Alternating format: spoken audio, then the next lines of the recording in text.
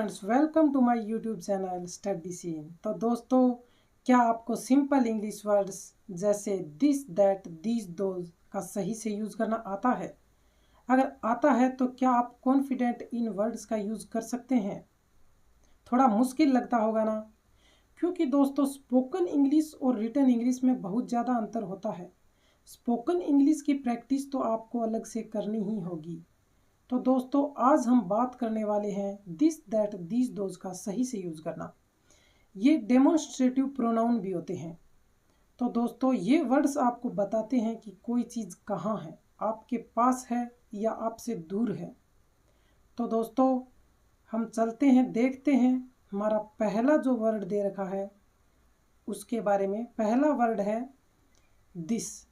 This का अर्थ होता है यह।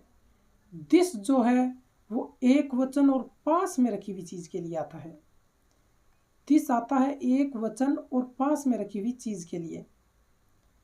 तो इनके हम कुछ एग्जाम्पल्स देख लेते हैं।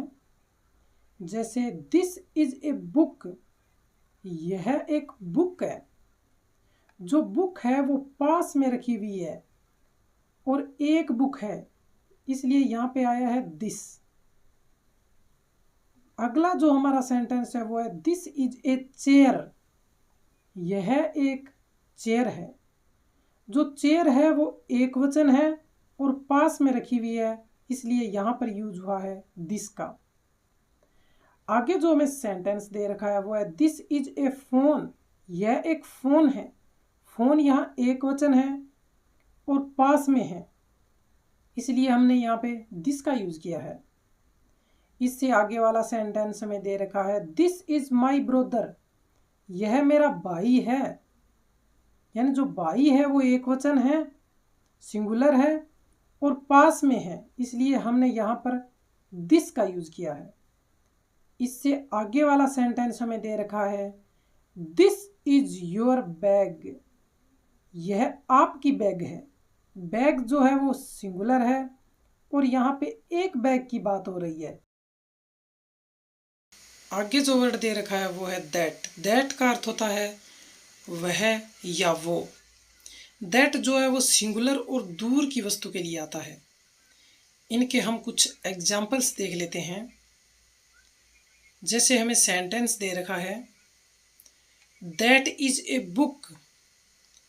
वह एक बुक है। यहाँ पे जो बुक है वो दूर है और एक वचन है, इसलिए यहाँ पे हमने दैट का यूज किया है। अगला सेंटेंस हमें दे रखा है दैट इज ए चेयर।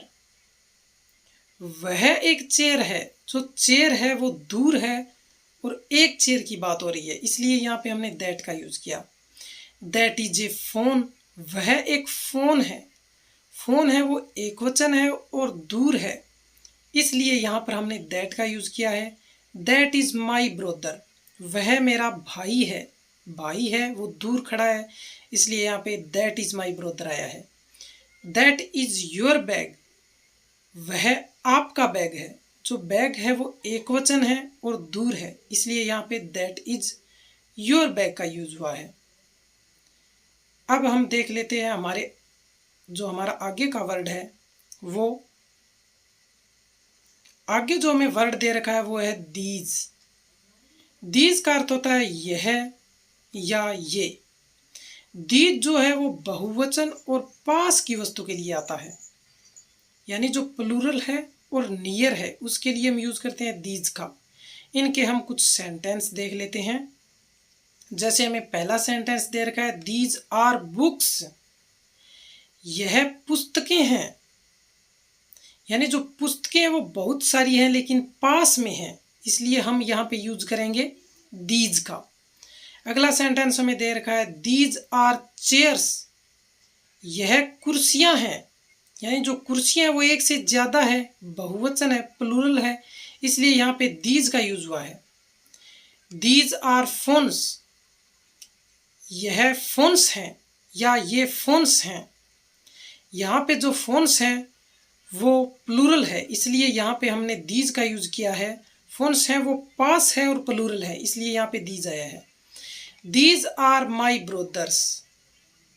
यह दोनों मेरे भाई हैं, यानी भाई जो है वो एक से ज़्यादा है, इसलिए यहाँ पे दीज का यूज हुआ है।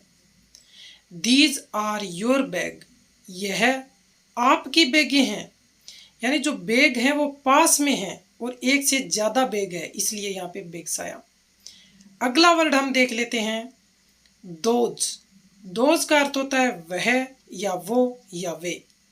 दोज का यूज हम बहुवचन और दूर की वस्तु के लिए करते हैं।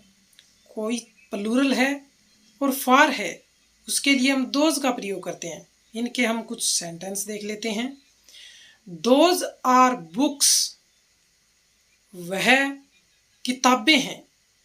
अब जो किताबें हैं वो दूर हैं, इसीलिए तो मैंने वह बोला, नहीं तो मैं यह किताबें बोल देता। किताबें हैं वो दूर हैं और बहुवचन है, यानी एक से ज्यादा किताबें हैं, इसलिए यहाँ पे दोज का यूज हुआ है। आगे हमें दे रखा है दोज आर चेयर्स, वह कुर्सियां हैं, यानी कुर्सियां दूर हैं और बहुवचन है, इसलिए हमने यहाँ पे दोज का प्रयोग किया। अगला जो सेंटेंस दे रखा है वो है दोज आर फोन्स, वह फोन्स हैं, यानी जो फोन्स हैं वो बहुवचन है और दूर है, इसलिए यहाँ पे दोज आया है। अगला सेंटेंस दे रखा है दोज आर माई ब्रदर्स, वह दोनों मेरे भाई हैं। जो वो दूर खड़े हैं वो दोनों मेरे भाई हैं, यानी जो भाई हैं वो दूर खड़े हैं, इसलिए यहाँ पे दोज का प्रयोग हुआ है। दोज आर योर बैग्स, वह आपकी बैगें हैं, यानी एक से ज्यादा बैगों की बात हो रही है। इनके हम चारों के साथ में एग्जाम्पल देख लेते हैं दोस्तों। जैसे आई लाइक कैट, जो बिल्ली है वो पास में है, तो हम यहाँ पे किस वर्ड का यूज करेंगे? यहाँ पे हम यूज करेंगे दिस का, आई लाइक दिस कैट आएगा।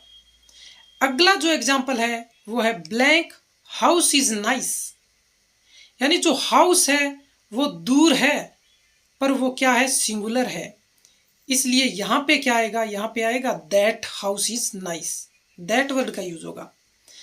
अगला जो एग्जाम्पल हमें दे रखा है वो है ब्लैंक एप्पल्स आर रेड, यानी पास में रखे हुए बहुत सारे एप्पल्स की बात हो रही है, इसलिए यहाँ पर किस चीज का यूज होगा?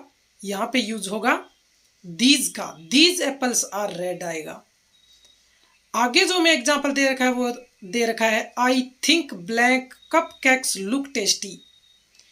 अब यहाँ जो ब्लैंक है यहाँ क्या फील करेंगे? यहाँ पे बात हो रही है I think blank cup cakes look tasty, यानी जो कप केक्स हैं वो दूर हैं, वो उसे क्या लग रहे हैं? वो स्वादिष्ट लग रहे हैं। वो जो कप केक्स हैं वो स्वादिष्ट लगे, यानी एक से ज़्यादा कप केक्स की बात हो रही है, इसलिए यहाँ पे हम यूज करेंगे दोज का। तो दोस्तों आज की क्लास को हमने कर लिया है कंप्लीट। अगर आपको मेरा ये वीडियो अच्छा लगे तो लाइक करें और मेरे YouTube चैनल स्टडी सीन को सब्सक्राइब करें। Thanks all of you.